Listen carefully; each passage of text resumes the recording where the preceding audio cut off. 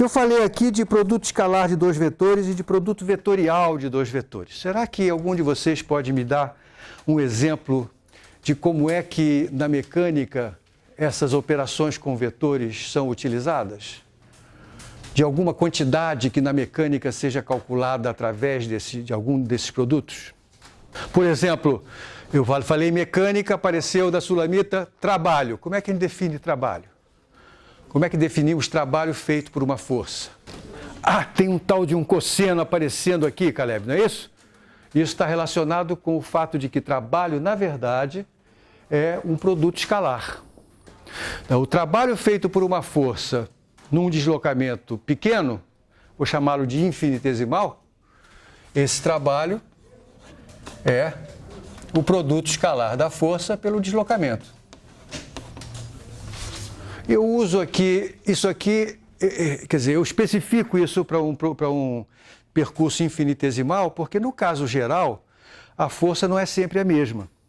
Então, dado um percurso, né, e se eu quiser calcular o trabalho feito pela força ao longo desse percurso, eu tenho que me lembrar que a força pode ser diferente em cada trecho desse percurso. Então, na realidade, o trabalho feito ao longo desse percurso vai ser uma soma de pequeninas contribuições.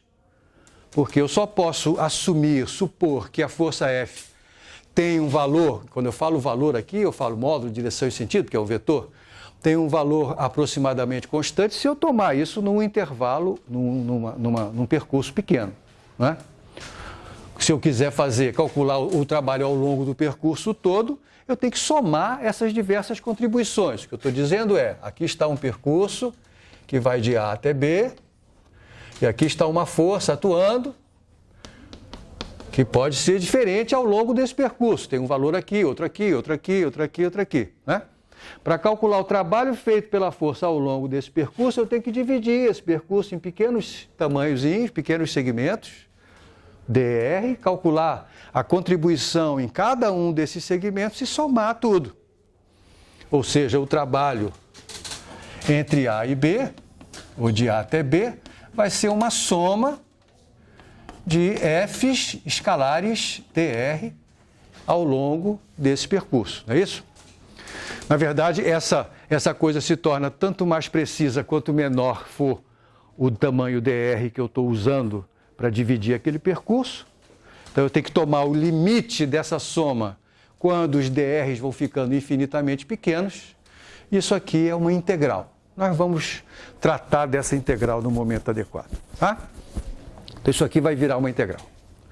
Não vai virar agora não, daqui a pouco. Ou melhor, daqui a algumas semanas. Serviu isso aqui para lembrar que eu estou relembrando a definição de produto escalar de dois vetores, não é para ser matemático, não. Para ser físico, porque isso tem interesse físico, porque uma quantidade física muito importante é definida através de um produto desses. E um produto vetorial? Tem alguma quantidade física que você lembre que seja... Oi? Torque. O que é torque? Na verdade, para a gente definir com mais precisão o que é torque, é preciso fazer referência a uma origem, fazer referência a um ponto onde já haja uma força aplicada, e nós vamos calcular o torque produzido por essa força em relação a esta origem. Para isso é preciso localizar o ponto de aplicação dessa força, isso é a posição do ponto de aplicação, eu vou chamar de R esse vetor, como tenho usado até agora, e eu vou dizer que o torque produzido por essa força em relação a essa origem é o produto vetorial, cuidado com a ordem, do vetor posição pela força. A ordem é essa, tá? Essa ordem obedece à regra da mão direita. O torque é um vetor cuja direção e sentido são determinados pela regra da mão direita. Eu uso os meus dedos da mão direita para apontarem junto com R e giro até encontrar F. O polegar vai apontar para a direção e sentido desse vetor. Então, R vetor F vai ser, neste exemplo que eu estou dando aqui, um vetor que sai do quadro. Tá certo? Isso já está embutido na própria definição do produto vetorial. Isso sai automaticamente dessa definição aqui. Tá bom? Então, esses são elementos matemáticos que são essenciais para o que a gente vai fazer ao longo desse semestre. Elementos básicos, espero que não sejam exatamente muito novos para vocês, né? Estou só botando eles juntos, talvez, pela primeira vez, mas, de certa forma, você já viu isso aqui tudo. Muito bem, é possível se demonstrar que, quando eu tomo o produto vetorial de A por B, o resultado é perpendicular aos dois vetores. É perpendicular tanto ao A quanto ao B. Tá?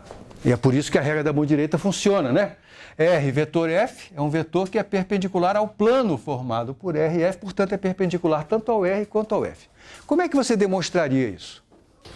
Como é que você demonstraria a seguinte propriedade? Se o vetor C é A vetor B, é o produto vetorial de A por B, então C é perpendicular, por exemplo, ao A. Esse é um teorema. Como é que eu demonstro esse teorema? A sugestão é, tome o produto escalar do C pelo A. Ok? Sabemos fazer isso? Tomado o produto escalar do C pelo A, verifique o resultado. Se der zero, é porque eles são perpendiculares. A gente já tinha discutido isso, né? Tinha dito a vocês, há uns 20 minutos atrás, que um uso que a gente faz do produto escalar é para tentar determinar se dois vetores são perpendiculares ou não. Se eu tomo o produto escalar do A por B e o resultado dá zero, eles têm que ser perpendiculares, porque isso só acontece se o cosseno for zero e o cosseno do ângulo, o ângulo cujo cosseno é zero, é o ângulo reto. Experimente fazer essa demonstração usando